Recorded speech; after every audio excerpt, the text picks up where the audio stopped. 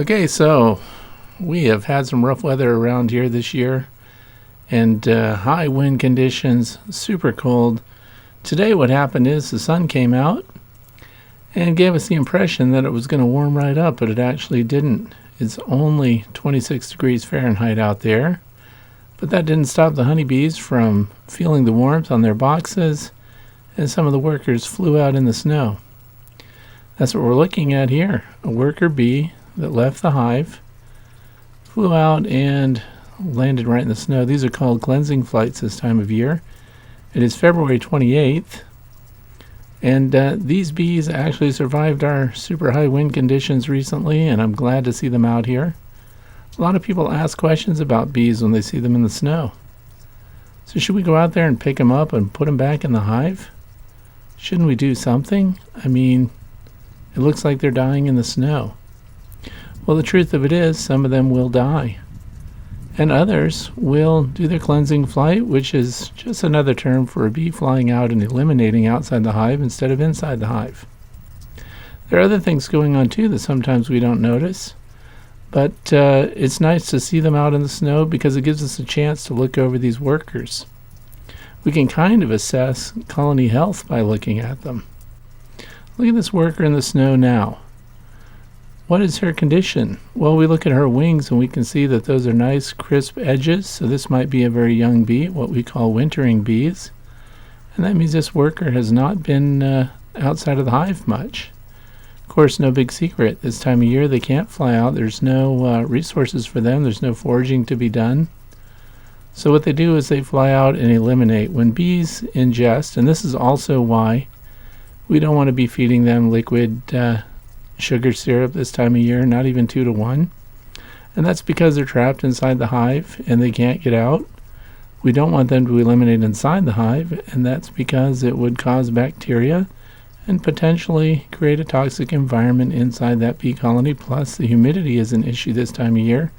They're trying to keep the humidity down, and they even get some moisture inside the hive. As the condensation on the inside of the hive walls builds up, they'll drink water.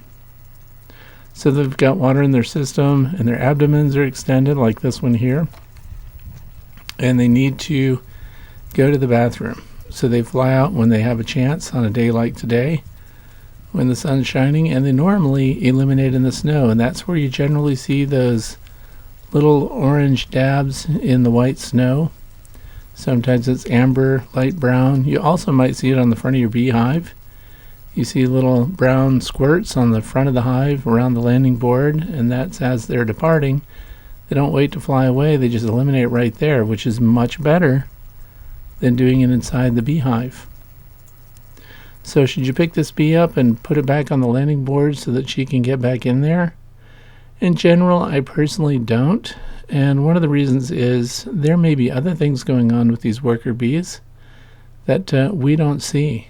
I get to look them over. I like to video and photograph them when they're out in the snow like this, because later I'm going to put it up on the screen and see if I can see any damage to the wings, any deformation. I look to see if there are any varroa attached to the abdomen of the bee.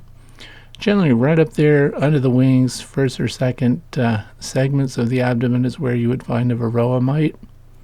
The good news is I don't see any on these bees. I also see that this bee appears healthy in every other way, and it's full size. Sometimes when they're starving out, you will see that the abdomen, the back side of the bee there, would be contracted. And that's because the food resources would be used up, and they're actually looking for food. This one's nice, full size, nice fat bee, nice and healthy. And a lot of these I noticed, after rolling around the snow for a while, were able to take off and fly back to the hive on their own. So that's good news too. We do have some wind today, but it's not extreme. So what they're really coping with is the temperature. Now if this bee were a black bee, they absorb more of the sun's heat when they're out and about. So this one has some dark color on it. It is a little warmer. What I should have done probably is brought my thermal camera out so we could see exactly how warm this bee is and how quickly they cool down. So I guess I may try that the next time. I'm just now thinking of it while I'm looking at this. And these bees are pretty healthy. You can see the edges of the wings when you're looking these over. And if there are some that are dead in the snow, it's a great opportunity to collect them and bring them in and look them over with a magnifying glass. You can just see what their general condition is. It's a very healthy bee. The edges of the wings, if they were foraging bees from last fall, they would be all tattered and they would look worn out. They would physically look worn. And this bee just looks brand new.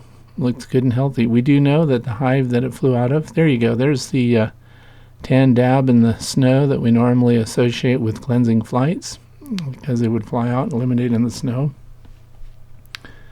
And but a lot of these bees, what's coming out of them is a clear liquid. So they're not doing too bad, in my opinion.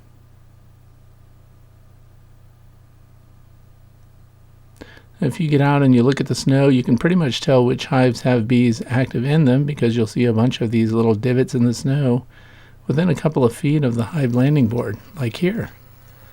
We can see that this colony has quite a few bees doing cleansing flights, so we know that there's still a population in the hive that is active. And if they're moving around on a day like today, it means they broke cluster. And that also means when they break cluster inside the hive, that they can get to the food. Now that one just eliminated right there. See it squirting into the snow? So it's a light tan color there, not too extreme.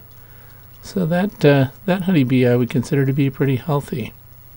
So as I was mentioning before, on a day like today when they can break cluster, they can move around inside the hive and they can get to those resources that are still there.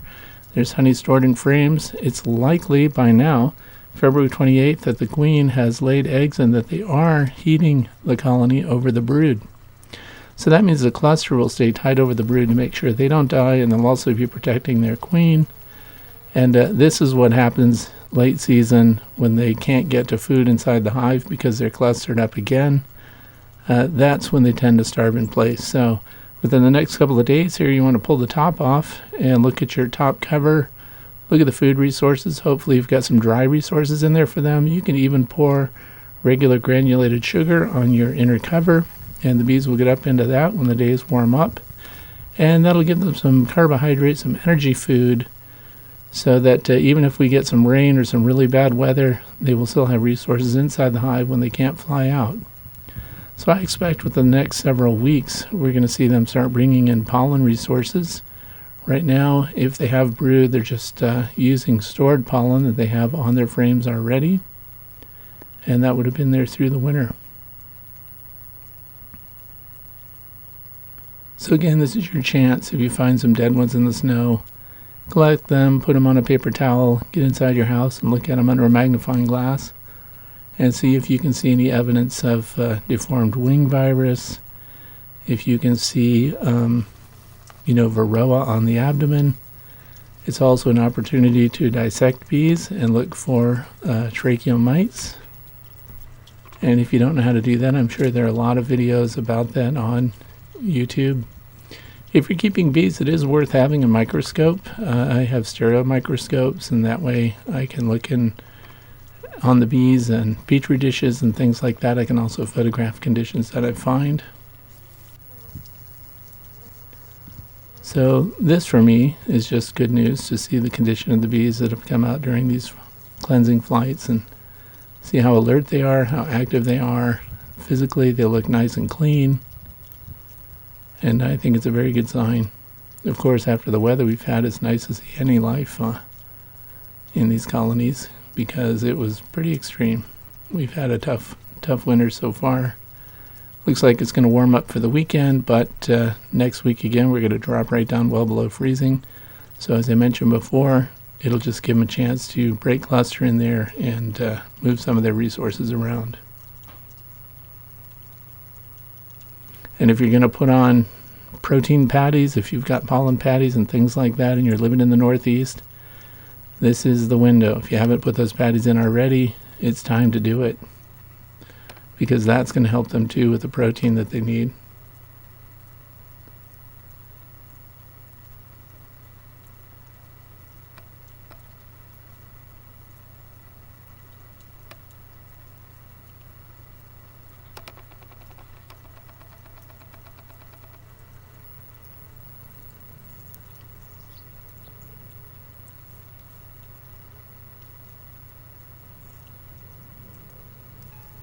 Now, another thing that I noticed when I'm looking at them on the snow like this, if they were really dehydrated inside the hive, if they didn't get condensation from the walls, they would be out on the snow also leaking moisture from the snow crystals themselves.